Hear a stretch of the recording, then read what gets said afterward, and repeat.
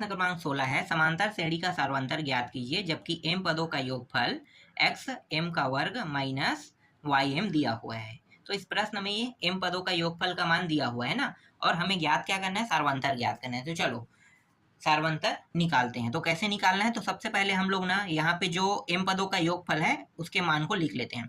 तो इसे हम एस एम से प्रदर्शित करेंगे, और m पदों का योगफल का जो मान है इस प्रश्न में दिया हुआ है एक्स एम का वर्ग माइनस वाई एम इस प्रश्न में दिया हुआ है। और हमें ज्ञात क्या करना है, डी का मान ज्ञात करना है ना, हमें ज्ञात क्या करना है, डी, डी मतलब सार्वंतर, सार्वंतर का मान ज्ञात करना है। और इसे हम क्या करें, क्या मानेंगे, पहला समीकरण मान लेते हैं।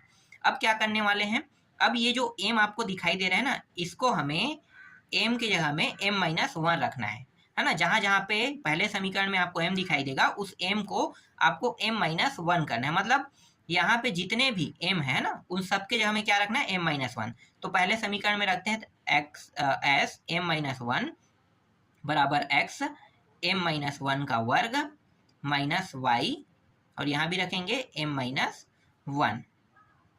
तो s m माइनस वन और ये रहा x, इसका वर्ग करेंगे इतना होगा। तो सर्वसमीका आप लोगों को पता है ना क्या होता है, अगर x माइनस वाई इस तरीके से रहेगा इसका वर्ग, तो x का वर्ग प्लस y का वर्ग माइनस 2xy, ये होता है कि नहीं, बिल्कुल ना। तो इसी सर्वसमीका का यहाँ पे हम उपयोग करने वाले हैं। तो ये हो जाएगा m का वर्ग प्लस 1 माइनस 2m, है ना, इतना हो जाएगा। इसके बाद कोष्टक बंद, फिर माइनस, फिर इसका अंदर गुणा कर देते हैं ना। तो ये माइनस और ये प्लस क्या हो जाएगा, माइनस होगा, तो minus y m, minus minus plus, तो ये y हो जाएगा। ठीक है, इतना होगा। आगे इसको और हल करेंगे तो ये हो जाएगा, अंदर में x का गुणा कर दो, तो x m का वर्ग plus x minus 2m x, फिर minus y m plus y। ठीक है, जो भी कट रहा है उसको कटा देंगे, नहीं कटेगा तो जैसा है वैसा रहने देंगे। ठीक है, कुछ कट रहा है क्या, यहाँ पे देख सकते हो, नहीं कट रहा है ना। तो चलो आगे हल करते हैं। तो ये हमारा क्या हो गया, दूसरा समीकरण हो गया। अब क्या करने वाले हैं, अब ये जो दोनों समीकरण है, समीकरण 1 और समीकरण 2 को घटाने वाले हैं। तो समीकरण 1 में समीकरण 2 को घटाने वाले हैं, तो ए एम, है ना, ए एम समांतर श्रेणी का जो सूत्र होता है ए एम में क्या करेंगे, s m minus s m minus one. मतलब ये जो पहला समीकरण है इसमें दूसरे समीकरण को क्या कर रहे हैं, घटा रहे हैं। तो पहला समीकरण का मान कितना है, देखो ये रहा पहला समीकरण का मान, है ना। तो पहला समीकरण का जो मान दिया है यहाँ पे रख देते हैं। तो एक्स एम का वर्ग माइनस वाई एम, और घटा रहे हैं, है ना। तो घटा रहे हैं तो जितने भी मान है उसको कोष्टक के अंदर में रखना है। तो एक्स एम का वर्ग plus x minus 2m x minus y m plus y, इस तरीके से। फिर एक्स एम का वर्ग माइनस वाई एम, अब ये जो माइनस इसका अंदर गुणा कर देंगे, तो जो मान प्लस में है अंदर में वो सभी के सभी माइनस में, और जो माइनस में वो सब के सब प्लस में हो जाएगा। तो ये एक्स एम का वर्ग माइनस एक्स माइनस में प्लस 2mx, फिर plus y m minus y. ठीक है, इस तरीके से। अब देखो यहाँ पे कुछ कट रहा है कि नहीं, अगर कट रहा है तो कटाएंगे, नहीं कटेगा ना तो उनको क्या करेंगे, जैसा वैसा लिख देंगे। तो पहले चेक करेंगे हम लोग, है ना। देखो एक्स एम का वर्ग एक माइनस में था एक प्लस में था, दोनों में होने के कारण क्या हो गया, ये कट गया। ठीक है, फिर देखो माइनस वाई एम और यहाँ पे प्लस वाई एम, ये दोनों कट गया। ठीक है, अब और कुछ कट रहा है क्या, नहीं कट रहा है, तो जमा के लिख लेते हैं। प्लस वाले को पहले लिखते हैं, 2xm फिर माइनस वाई, या फिर माइनस एक्स, जिसको भी चाहो उसको लिख सकते हो क्योंकि दोनों मान माइनस में है। ठीक है, तो आगे पीछे हो जाएगा, लेकिन प्लस वाले को आगे में रखेंगे तो माइनस नहीं दिखेगा, इसलिए प्लस वाले को आगे में रखेंगे। तो यहाँ पे ए एम का मान कितना है, इतना आया। फिर क्या करेंगे, फिर ना इसको हम तीसरा समीकरण मानेंगे, और तीसरा समीकरण मानने के बाद फिर से हम m की जगह में m माइनस वन रखेंगे। तो यहाँ भी हम वैसे ही करेंगे, m minus one, 2x m minus one, फिर माइनस वाई, फिर माइनस एक्स। तो इस 2x का अंदर गुणा कर दो, 2xm minus 2x minus y और माइनस एक्स। तो ये हो जाएगा 2xm माइनस और माइनस ये भी है ना, तो 3x हो गया और माइनस ये रहा y। ठीक है, इतना मान आएगा किसका, am-1 का। ये आपका चौथा समीकरण है। अब चौथा समीकरण निकल गया है ना, am का मान और am-1 इनका भी मान आ गया। अब हम आसानी से d के मान निकाल सकते हैं। ठीक है, समांतर श्रेणी पहला देखो, समांतर श्रेणी का ये पहला पद है, ये समांतर श्रेणी का दूसरा पद समझो। ठीक है, ये क्या है, समांतर श्रेणी का पहला पद है और ये दूसरा पद है ना। या ये कह सकते हो, नहीं इसमें माइनस लगा है, इसमें माइनस लगा है, इसका मतलब ये पहला पद होगा। ठीक है, ये पहला पद होगा और ये दूसरा पद। ध्यान देना, माइनस अगर प्लस, एक चीज मैंने आपको बताया था ना, ये थोड़ा समझ लो। ठीक है, कौन पहला पद होगा कौन दूसरा पद होगा, ध्यान देना।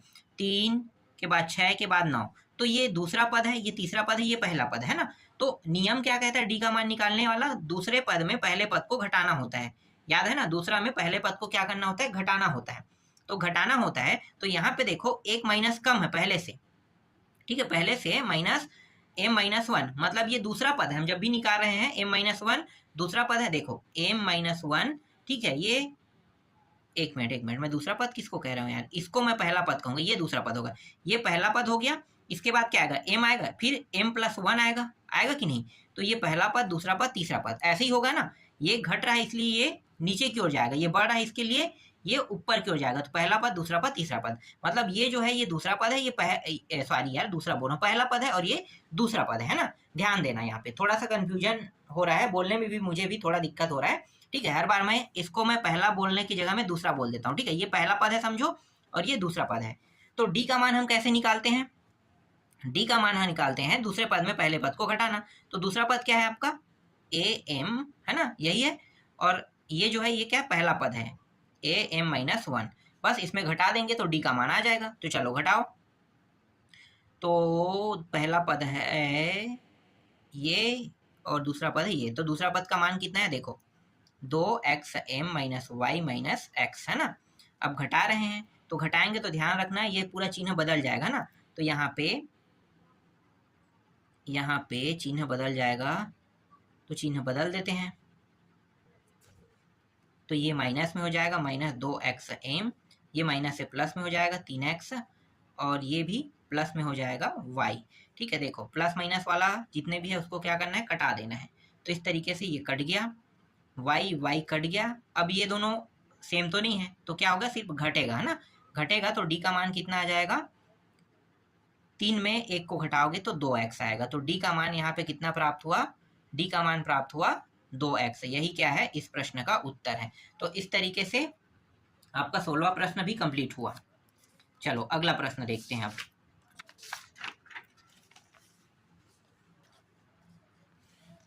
देखो 17वां प्रश्न, मैं यहाँ पे लिख देता हूं, समांतर श्रेणी का पीवा पद ए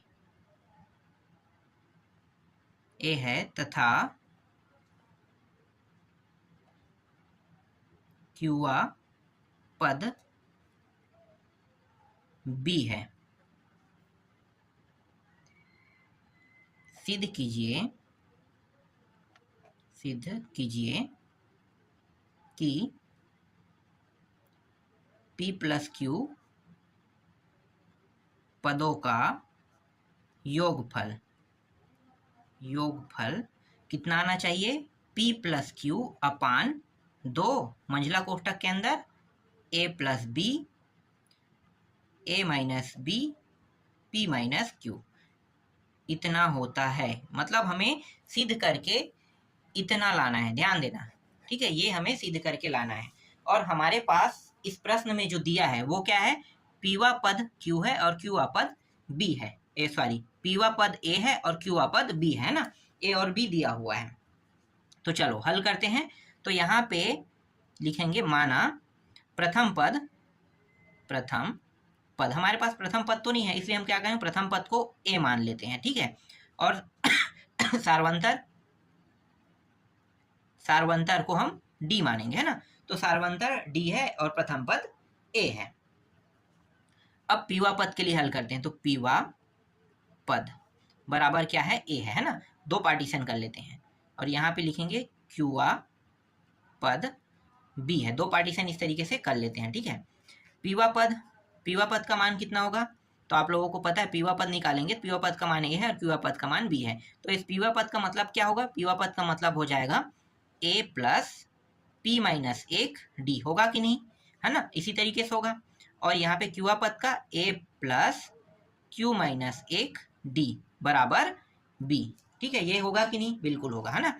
ये पहला समीकरण हो गया और ये दूसरा समीकरण हो गया। अब क्या करेंगे, समीकरण एक में समीकरण दो को घटा देंगे, ठीक है। समीकरण एक में समीकरण दो को घटा दो, तो समीकरण एक में समीकरण दो को घटाएंगे तो ये ए और ए, ध्यान देना, देखो कुछ इस प्रकार से होगा, A plus P minus Q A P minus एक डी और ये ए, और ये रहा ए प्लस क्यू माइनस एक डी बराबर बी, ठीक है। घटाएंगे तो घटाने पर जो मान आएगा, देखो घटाएंगे तो चिन्ह बदल जाएगा, ये इसके जगह में माइनस आ जाएगा, ठीक है, ये भी प्लस है तो ये भी माइनस हो जाएगा, तो ये दोनों कट गया और कुछ कट रहेगा, नहीं कट रहा है ना, बस इतना ही हो रहा है। इसके बाद ये जो p माइनस एक है d हो जाएगा और फिर माइनस q माइनस एक और ये d हो जाएगा, फिर a माइनस b, इतना होगा कि नहीं होगा, है ना।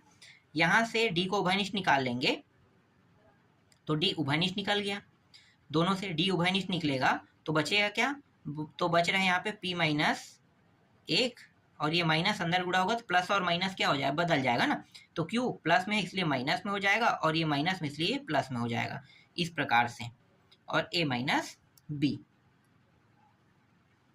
तो ये और ये कट गया तो d p माइनस क्यू और यहाँ पे a माइनस b, तो d का मान यहाँ पे a माइनस b और ये गुणा में है तो ये कहाँ पे आ जाएगा, इस साइड आके नीचे में आ जाएगा p माइनस क्यू, तो d का मान कितना आया, d का मान आ गया a माइनस b और p माइनस क्यू, d का मान प्राप्त हुआ। अब क्या करेंगे, ये जो समीकरण एक और दो है ना, फिर से अब हम क्या करेंगे, इस बार इस बार जोड़ेंगे, ठीक है। इससे पहले हमने क्या किया था, घटाया था, लेकिन इस बार क्या करेंगे, जोड़ेंगे। देखो ये प्रश्न जो है थोड़ा सा अलग तरीके से हल होगा, ये मैं पहले ही बता देता हूँ, ठीक है।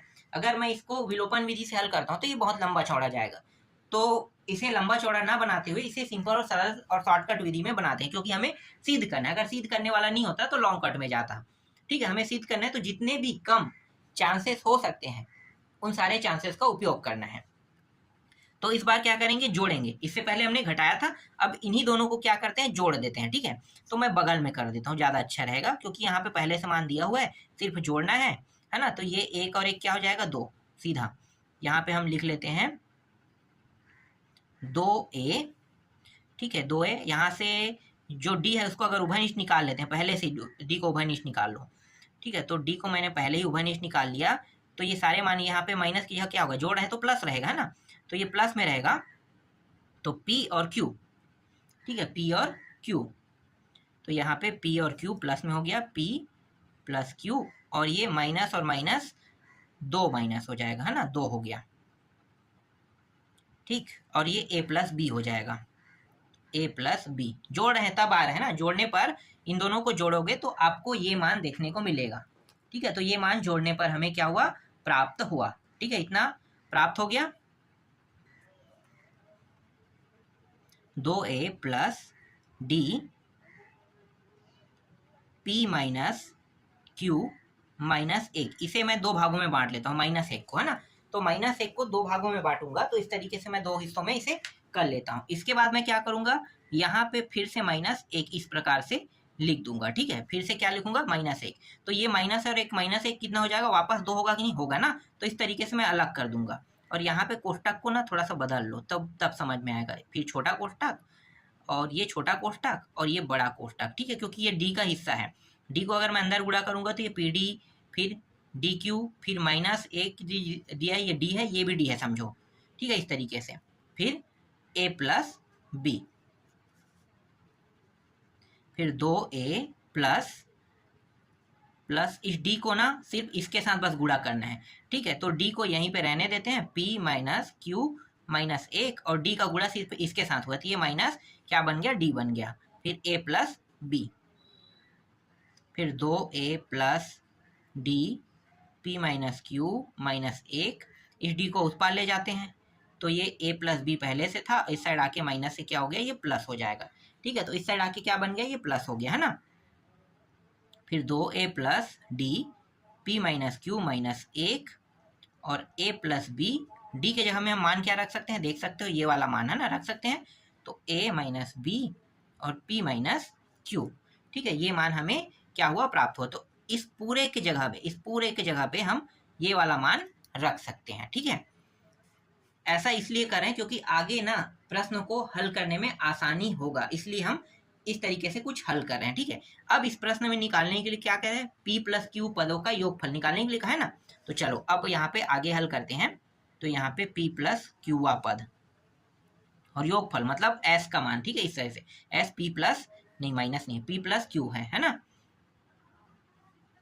तो इसका जो सूत्र होगा वो क्या होगा भाई, s नहीं p प्लस क्यू होगा, n के जगह में p प्लस क्यू आ जाए क्योंकि ये n के जगह पे है ना, और ये अपान 2, फिर 2a plus p plus Q minus 1, फिर d, इस तरीके से।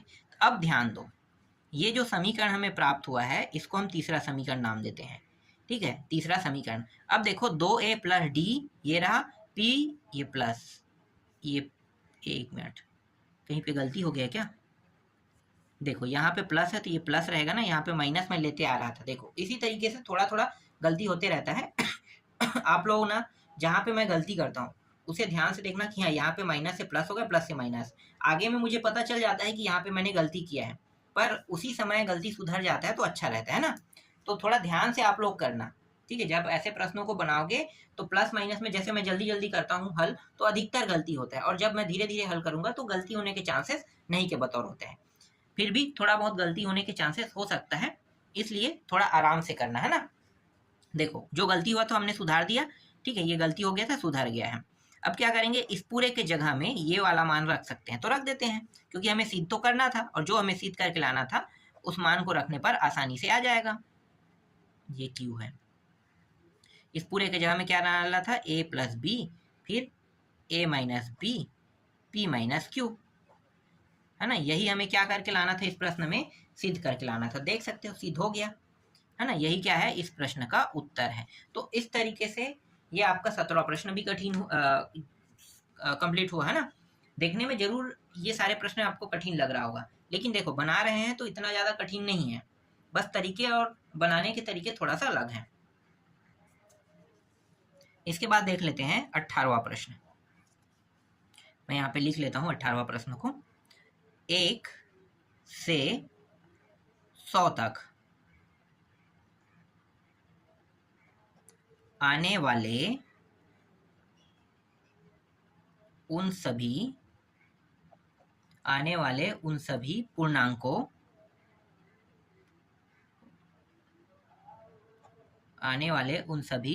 पूर्णांकों का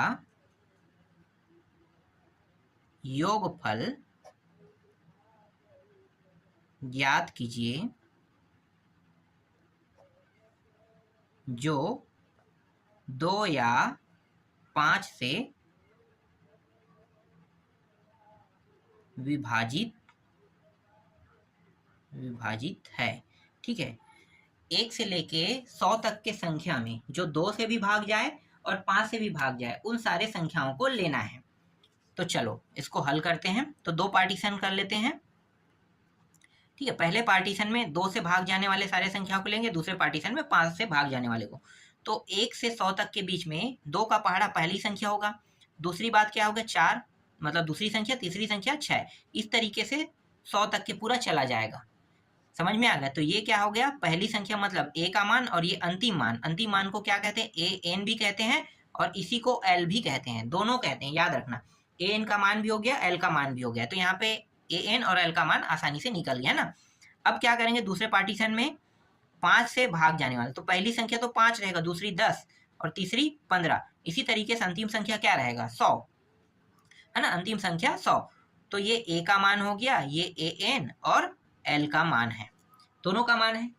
ठीक है, इस तरीके से आपको क्या करना है, a और al का मान मतलब ए एन और एल के मान को इस तरीके से लिख देना, ठीक है। अब यहाँ पे डी का मान निकाल लेते हैं, तो यहीं पे बीच में मैं रख देता हूँ। पीछे वाले पद में आगे वाले को घटाएंगे कितना आएगा, 2 आएगा ना।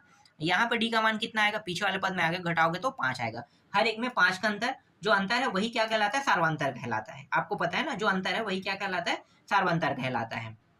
अब यहाँ पे योगफल निकाल देते हैं, है ना। योगफल निकालने का सूत्र क्या है, योगफल निकालने से पहले हम n का मान निकाल लेते हैं, तभी तो हम योगफल निकालेंगे, क्योंकि हमें n की आवश्यकता है ना। और अगर हमें पता है कि कितना n का मान है, तो हम ऐसे ही n के मान को यहाँ पे रख सकते हैं। आप सभी को पता है कि ये संख्या 100 तक के है, चलो ऐसे ही n का मान रख देते हैं, ठीक है। n का मान निकालने का तरीका आपको पता है ना। चलो एक पहले वाले को मैं निकाल के बता देता हूँ। देखो a n फिर a प्लस n माइनस 1 और d, इसी से n का मान निकाला जाता है ना। n का मान कितना है, देखो 100, यहाँ पे मैंने 100 रख दिया, 100, ठीक है। या l भी कह सकते हो, इसके जगह में मैं l भी रख सकता था। a की जगह में 2 प्लस n माइनस 1 और d के जगह में कितना रखेंगे, 2 रखेंगे। आगे इसको हल करेंगे तो ये प्लस में है ना, 2 यहाँ पे आके क्या हो जाएगा, घट जाएगा, तो 98 हो जाएगा, ठीक है। ये 98 हो गया। अब ये 2 के पहाड़ा से इसको काट देंगे, ठीक है। इसको काट दो तो कितना होगा, ये 4 और 9 49 हो जाएगा, ठीक है। 49 आ गया, ये 2 भी कट गया है समझो, मैं थोड़ा शॉर्टकट कर रहा हूँ। फिर n माइनस 1 बस बचा है, ये n इस साइड आ जाएगा, तो 49 से क्या हो जाएगा, प्लस 1 हो जाएगा, और यहाँ पे सिर्फ n बचेगा, मतलब यहाँ पे 50, n का मान कितना आ गया, 50 आ गया। सेम ट्रिक से यहाँ भी निकालेंगे, तो यहाँ पे n का मान आ जाएगा 20 आ जाएगा, है ना। n का मान यहाँ पे कितना आएगा, दूसरे वाले में 20 आ जाएगा। n का मान 20 ही आएगा क्या, हाँ n का मान 20 ही आएगा, है ना। 5 का पहाड़ा आप पढ़ के देख सकते हो, 5 दही 50 होता है, और फिर आगे बढ़ोगे तो 5 बीसम कितना होता है, 100 होता है, मतलब n का मान 20 आ गया, ठीक है। तो n का मान यहाँ से 20 आ जाएगा, n का मान यहाँ पे 50 आ गया। क्लियर हुआ। अब क्या करने वाले हैं, योगफल का सूत्र लगा देते हैं। तो अब हमारे पास जगह कम है, तो हम क्या करेंगे, थोड़ा छोटा छोटा लिख के इसे हल कर देते हैं। तो s n अपान 2a प्लस n माइनस 1 और ये रहा d, है ना। पहले हम इसको हल कर लेते हैं, ये वाला, इसके बाद इसको हल करेंगे। तो ये s n के जगह में कितना रखें, 50, सीधा 50 रख देते हैं। 50 को काटेंगे कितना आएगा, 50 को 2 से काटेंगे 25 आएगा, तो मैं यहाँ पर डायरेक्ट 25 रख देता हूँ। फिर 2 a के जगह में कितना रखना है, 2, तो 2 और 2 कितना हो जाएगा, 4, 4 रख दो। फिर n माइनस 1 मतलब 50 में 1 घटाओगे 49, 49 और d का मान 2 है, तो 49 दूनी कितना होगा 49 दूनी कितना होगा, 98, है ना। तो यहाँ पे मैं डायरेक्ट 98 रख देता हूँ, ठीक है। ये रहा, थोड़ा सा शॉर्टकट करते हैं।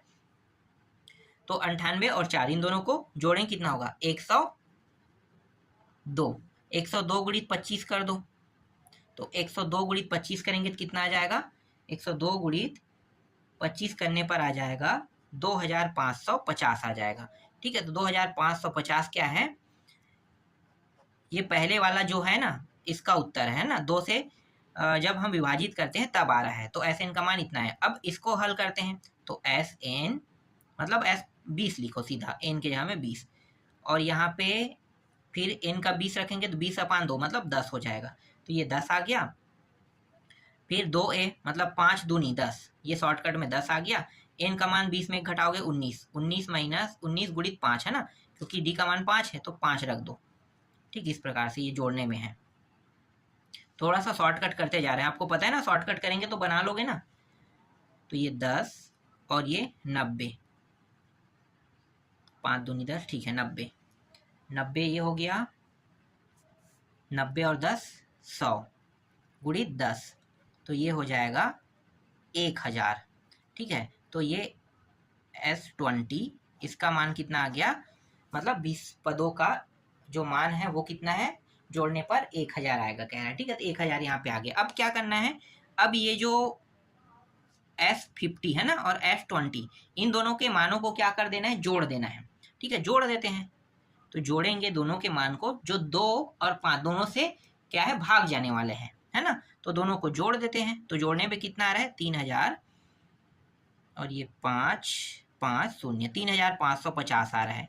यही क्या है, इस प्रश्न का उत्तर है, ठीक है। इस तरीके से 18वां प्रश्न भी कंप्लीट हुआ। चलो अगला प्रश्न देखो, और ये अंतिम प्रश्न है, 19वां प्रश्न।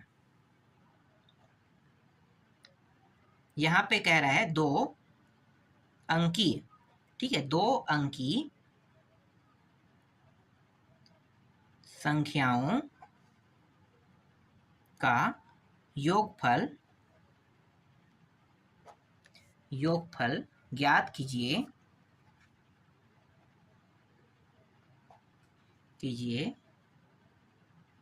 जिनको 4 से भाग देने पर शेषफल 1 बचता है। ठीक है, 1 बचना चाहिए कह रहा है, मतलब हमें 2 अंकों की संख्या, ऐसी 2 अंकों की संख्या लेना है जो 4 से भाग जाए लेकिन उसमें शेष 1 बचे कह रहा है। ठीक है, तो अब समझो कि 2 अंकों की संख्या कितनी होती है। 2 अंकों की संख्या मतलब अगर पहली संख्या 2 अंकों की अगर समझते हैं तो एक 10 होता है, और इसी तरीके से 10 से बढ़ते बढ़ते अंतिम संख्या कहाँ पे जाएगा, 99। ये 2 अंक है ना, इकाई दहाई 2 अंक है। लेकिन अब यहाँ पे करना क्या है, हमें यहाँ पे हमें इन्हें 4 से भाग देना है। तो 4 से जो भाग जाएगा और जिसमें शेष 1 बचेगा वही क्या होगा, पहला संख्या बनेगा। तो 4 से भाग जाने वाले संख्या में अगर 4 का पारा पढ़ते हैं तो 4 तिया कितना होता है, 12 आ रहा है, जो 4 से पूरी तरीके से भाग जा रहा है, लेकिन शेष इसमें नहीं बचा है। तो मैं क्या करूंगा, शेष 1 बचाने के लिए +1 कर दूंगा। तो ये कितना हो गया, 12 और 1 13 हो गया। पहली संख्या क्या हो गया, 13 हो गया। 13 में 4 अब क्या करते जाएंगे, हर बार जोड़ते जाएंगे। तो 13 में 4 अगर जोड़ देंगे तो कितना हो जाएगा, 17 में 4 जोड़ेंगे तो 21। इसी तरीके से अंतिम जो संख्या है, ठीक है, इसको भाग देंगे तो अंतिम संख्या कितना आ जाएगा, 96 आएगा। ठीक है, 96 जो है 4 से पूरी तरीके से भाग जा रहा है, लेकिन अगर उसे 97 कर देते हैं तो अब क्या होगा, शेष 1 बच जाएगा। तो 97 क्या हो गया, हमारा अंतिम संख्या हो गया, मतलब AN है, या फिर आप इसे L भी कह सकते हो। ये रहा आपका प्रथम पद, और D का मान पीछे वाले पद में आगे घटाओ, या फिर देखो हर में 4 का अंतर है तो सीधा D का मान 4 लिख दो। ठीक है, अंतर को ही हम क्या करते हैं, D का मान कहते हैं। समझ में आ गया। अब यहाँ पे N का मान पहले निकाल लेते हैं। तो N का मान निकालने का तरीका आपको पता है, A + N - 1, और ये रहा D। इसके जगह में इस 97 को रख देते हैं, A के जगह में 13 रखेंगे, N - 1 जैसा है वैसा, और D के जगह में 4 रख देते हैं। देखो फटाफट निकालते हैं, आसान है प्रश्न। तो ये 97 - 13, इस साइड 13 आएगा तो प्लस से क्या हो जाएगा, माइनस, यहाँ पे N - 1 और ये रहा 4, घटा दो। तो घटाएंगे तो ये 4 हो जाएगा और ये हो जाएगा 8, है ना। तो ये 84 हो जाएगा। इसके बाद N - 1 और ये रहा 4। देखो 4 के पहाड़ा में ये दोनों आता है, तो 4 के पहाड़ा में एक बार में 1 कट गया, और ये 4 दूनी 4 एकम 21 बार में कट गया, है ना, 21 हो गया। फिर N - 1 बस बचा है, इसे एक को इस साइड ले आते हैं तो ये माइनस से प्लस होके जुड़ जाएगा, मतलब ये 22। N का मान कितना आ गया, 22 आ गया। N का मान 22 प्राप्त हुआ। अब हम योगफल का सूत्र लगा देते हैं, N/2 A + L, या L के जगह में AN भी रख सकते हो, है ना, दोनों एक ही है, तो हम अक्सर L रखते हैं तो L ही रखेंगे। तो N का मान कितना है, 22/2, फिर A का मान कितना है, 13, और L का मान 97 था ना, अंतिम पद। तो ये हो गया 11, ये 3 शून्य, और ये हो जाएगा 110।